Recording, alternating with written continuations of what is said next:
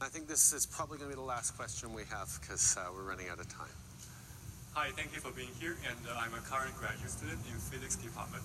And reflecting a theme that is discussed previously with other speakers, I was wondering whether you have a moment where you believe something is really true, but everyone around you thinks it is a totally bad idea, and you have a framework to deal with this kind of difficult situation. Thank you.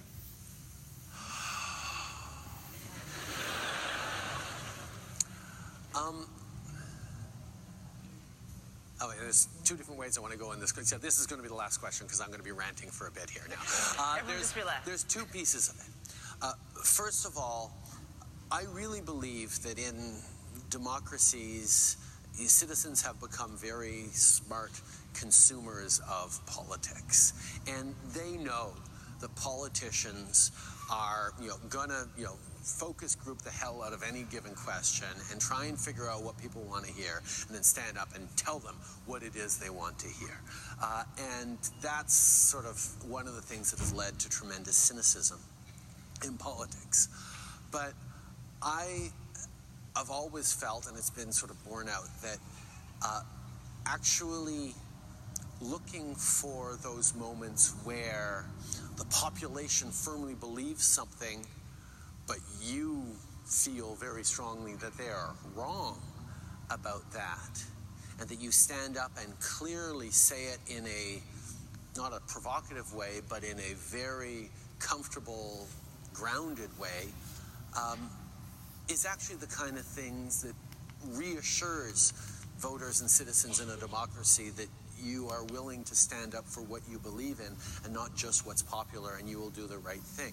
And one of the key examples was an issue that came up in the last election campaign where the government of the day that I ended up defeating had proposed, they had proposed that we take away the citizenship of any one in Canada who was convicted of an act of war or of a terrorist act against Canada.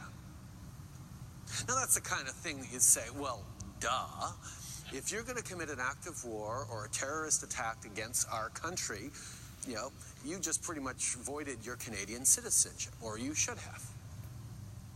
The problem with that is that you, by definition, can't take the citizenship away from anyone who doesn't have any other citizenship. Someone who was born in Canada and who goes back 10 generations, no matter what you do, you can't take away their citizenship. So it would actually only apply to naturalized Canadians or Canadians whose parents were born elsewhere. So what it actually did was lead to this idea that there are two tiers of citizenship. That citizenship, even if you became a Canadian, it was always going to be conditional on good behavior. Now that is very clear once you explain it that way.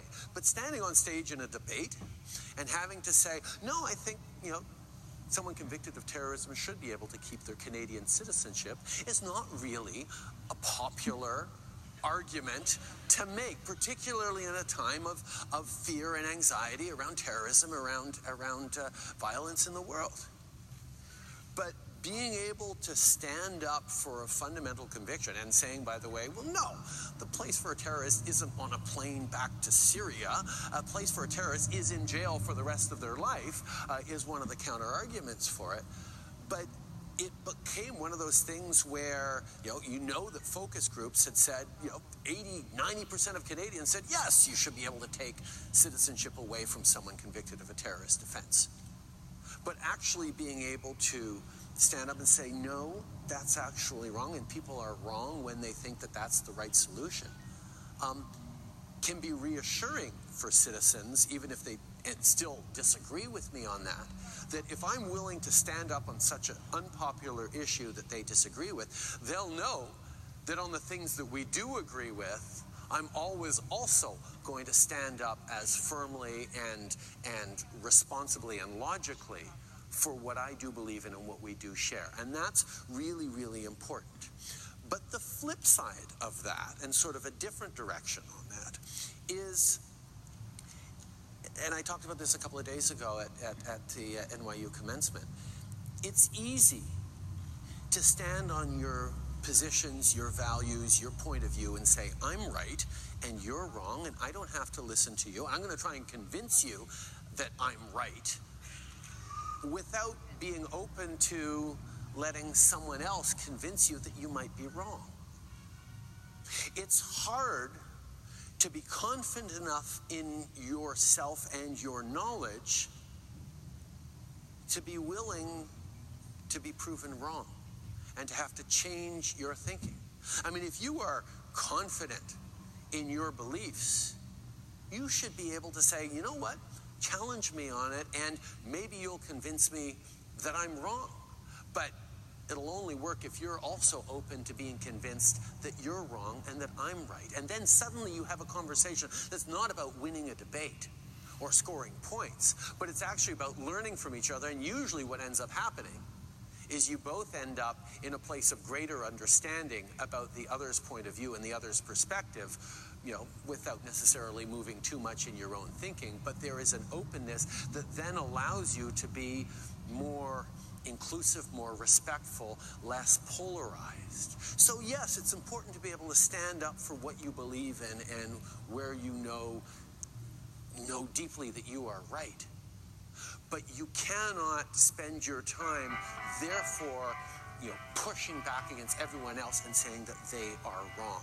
That openness to being proven wrong is at the core of having integrity in your knowledge, in your science, in your research. And I know certainly is something that as responsible, brilliant thinkers here at MIT, you are all going to be challenged with repeatedly. And if you can think of bringing that through your life as well, being able to be proven wrong without it crushing your soul and breaking who you are, is a gift of resilience on a personal and therefore global level that we all need to challenge ourselves to do better. And that will help you solve. Thank you.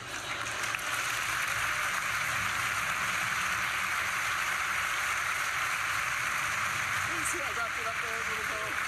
See what I did there?